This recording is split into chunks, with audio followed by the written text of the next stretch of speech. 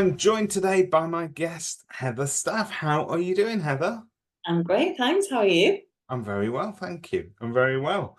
Heather, everybody will know you from Street, from Spectre, from all the exciting things that you get to do in your day-to-day life. But one of the things that you do that I never knew you were amazing at until I saw it in person was at the Women in Estate Agency conference. You came out as one of their keynote speakers, and it was nothing short of awesome. So you're now a hot speaker on the circuit, and you've been asked to speak at this year's PropX conference, which is going to be yet another sort of conference with a difference.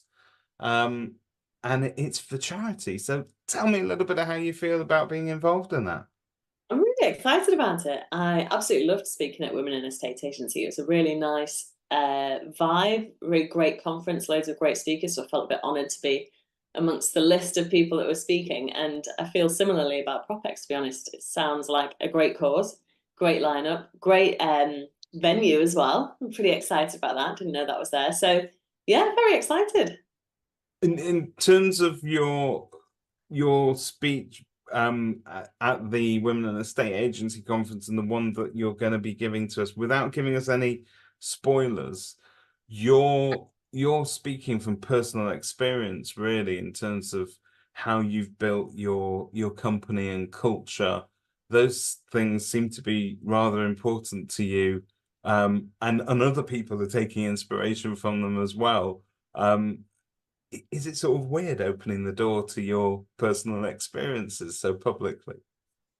Um, yeah, I guess. I mean, there's so much that I think people share anyway, and we're very open about our culture. We have a very open culture, full stop. And we put loads out on LinkedIn, and we have over 100 people working for us now, and they talk openly about our culture. So I didn't feel like I was sharing anything that was a top secret, um, culture tip. It's just what we've done for 8 years and how we've built it, and how we try and run the business, really.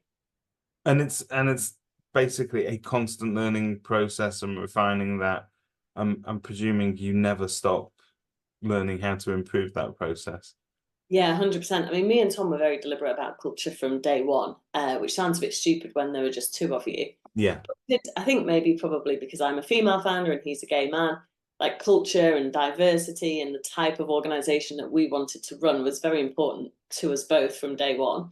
Um, and then I think as you grow a business, so we're about 135 people now, I think it gets almost harder to set culture the bigger you go. So I do think it's important to set it early doors.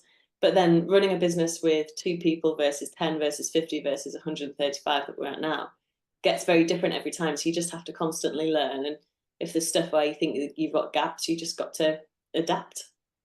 It's a constant process. Okay, well, have you ever spoken in an IMAX theater before? Because behind me, as you can see, is this huge screen, which I'm told is going to be very flattering on stage. Really? I'm gonna look super thin for the first time in my life.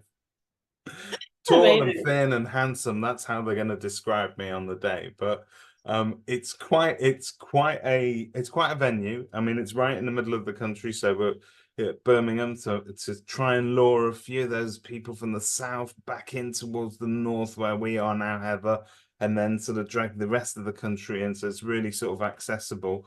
But it is going to be a great venue, and it's going to be a bit strange talking to an audience that are sat around you like that. But yeah, Cool. it Really must be cool. exciting, right?